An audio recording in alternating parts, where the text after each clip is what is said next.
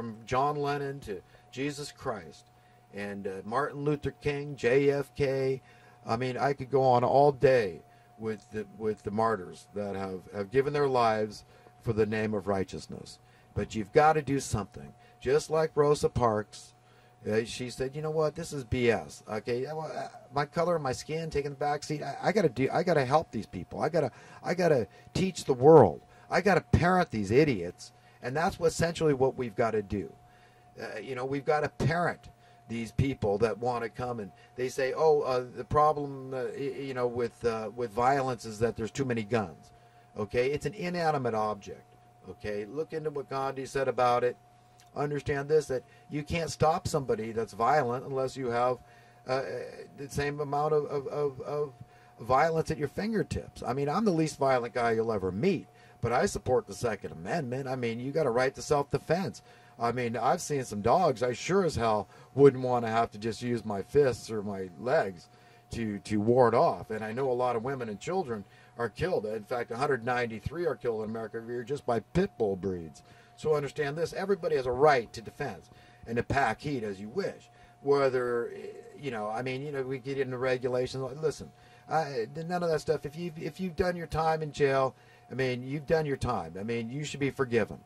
Just like God forgives, you should be, that's the way it should be with our laws, I think. Everybody has a right to defense. If you're out working in the country, there's mountain lions, there's other animals that can be vicious, I mean, really, there's wolves, there's coyotes, there's a lot of animals out there that, bears, that would attack you here, even in Northern California. But, the point is that we have a right, whatever these politicians are, they're hypocrites, and these are the people that'll make me the nuttiest. They're the ones that made Jesus the nuttiest, when he did the crazy stuff like throwing over the money changers table and, and driving them out with the whip, is because they're hypocrites. This is what really, it's a double standard. It's, one set of rules for me and another set for you. And these people need to be driven out, but whatever means we need to. And if we need to arrest them and put them, like I say, not in jail necessarily, but we've got to correct them somehow. Ethics Rehabilitation Center, but we've got to get serious and demanding. And say, look, we love you, but we care about humanity, and you're psycho. You're doing things that are the antithesis of what is good for humanity. We need sound currency. We demand sound currency, and you're saying no. You're saying you won't tolerate sound currency. So something's got to give here, folks. Okay, or else a lot of people are going to die, a lot more. A lot have already died because of this economic oppression, because of the impoverishment and all the things that go along with it. Like people stop having children because they can't afford to take care of them. This is part of their plan. They want to get rid of most of the people. These top rulers are that vile, that evil. Guys like Ted Turner, 5 kids, but he wants to go to one-child policy in America. I could go on all day. Listen to Alex Jones. Listen to InfoWars. Listen to people that understand economic principle. Guys like Max Kaiser and Gerald Celente and so many others out there that will tell you the truth. It's not really that many others. In the scheme of things, it's probably 0.1% of all the economists out there will tell you the truth. But it's all available. But Alex Jones has an array of guests on that are fantastic. And, I'm not the only one who has pointed this out. Is that, there's no way we can ever really right the wrongs in our world today without economic justice. And it's about sound currency. And it's got to be tied into something. You need checks and balances. Minimum wage would be an excellent check and balance. Do you understand why? Okay, if the business interests in this country had to fork out more money every time markets were manipulated on goods you couldn't get away from, essential, basic human need commodities such as food, housing costs, water, okay, the essentials, the energy costs, those things that we all were tied into for one reason or another, we're all tied into certain commodities. Those are the only ones I'm complaining about. I'm not complaining about any trinkets, which is a wide array from silver and gold to automobiles, electronics, on and on and on. Okay, those are all trinkets. They're unnecessary. I'm not complaining about those things. But you need to have checks and balances when it comes to the essential human need commodities. And minimum wage would do that. You wouldn't have all this open, overt price fixing and market manipulation, all this stuff. It's market rigging. It's a rigged market, okay? And it's collusion for any of the interests in that market that will benefit from the prices going up, from inflation occurring in those markets. Okay, if you have a group of half the population even benefit, but the other half are hurt, you understand how that can't work? That's why you have that disparity continually growing. No, you've got to have it always shrinking. You've got to demand to regulate these markets. You've got to have rules, and you've got wolves out there that don't care how many people die as long as they get to stay on top of the heap, the dog pile, this vile dog pile of money goo. It makes me sick to my stomach. Makes me just want to turn tail and run away from this system. People that don't fit in this system, man, you don't know how lucky you are, man. You misfits out there, you homeless and poor, you got the most to look forward to. All you guys, when Jesus returns and installs the kingdom, man, I hope you guys are living in mansions, because I believe that's what we're talking about here. Things are going to be turned on their head, okay, and it's coming.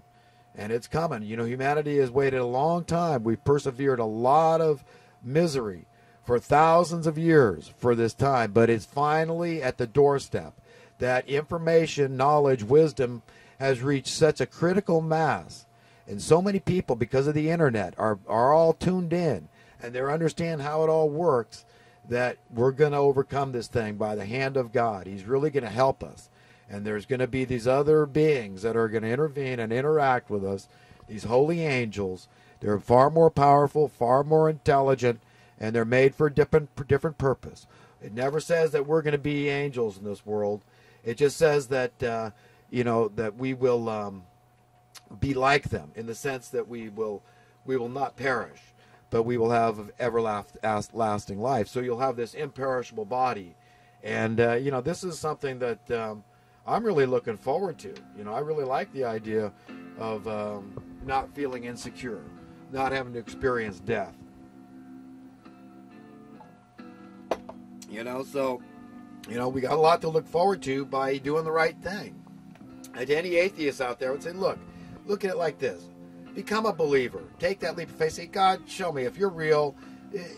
Give me goosebumps. Do something that tells me you're there. That you really are, just invisible to these eyes that my body possesses right now. And I believe he'll do it. And then look at it like this. It's free insurance. Okay, you got to pay for car insurance, right? Well, look at it like this. This is insurance you don't have to pay for, okay? It's free. So, you get to a chance to live forever in paradise. Because you got to imagine that place. You got to believe it's possible. Just like the placebo. This is science, too. A placebo works. Even though science doesn't like it, because it's not based on anything they can really put their finger on. It's mind over matter at work. That's how faith is. That's why people of faith live longer. Because they're trusting that there's a loving God that's doting over them. And that's what's written. I mean, we're entertaining angels half the time. You do some charitable act of kindness.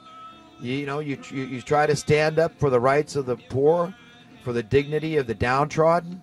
I mean, God is blessing you, man. You reap rewards you don't know about. Gladness of heart. Tune into it.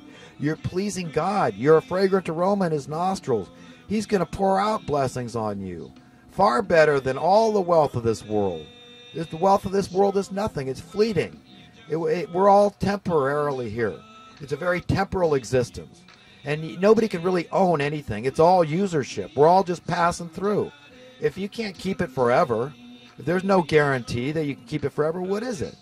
These people that walk around billions and trillions of dollars, living in fear they will lose it. Jesus wrote about that. The rich fear they will lose. The poor fear they will never. Who wants with it? They're miserable. Billions of dollars. $1 billion, that's more you can spend in 50 lifetimes. Who needs it? Spread it around, man. Be happy. Choose to give a damn.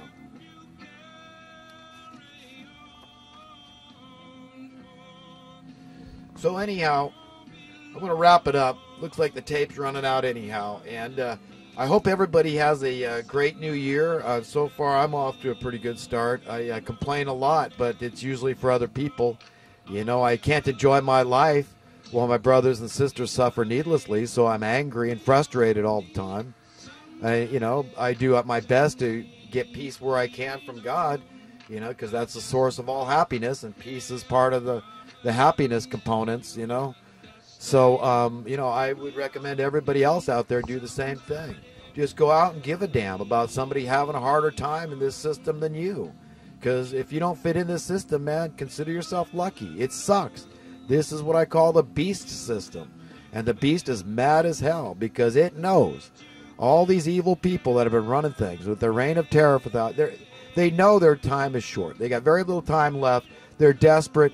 So this is a good time to reach them. Instead of kicking them when they're down, what we need to do is rush them. Rush in there and say, here's what you can do. Repent. Start honoring God.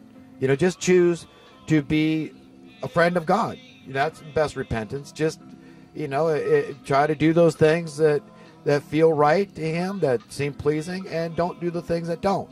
And if you fall and stumble, God will pick you up as long as you determine to be on the side of right, of light, of goodness, and righteousness. Then God will always be your helper. He'll always love you. No matter how wicked you are, He still loves all of us. We're all His kids. And if you're a parent, you know how that is. If one kid's a stinker and one is a saint, you love them both the same.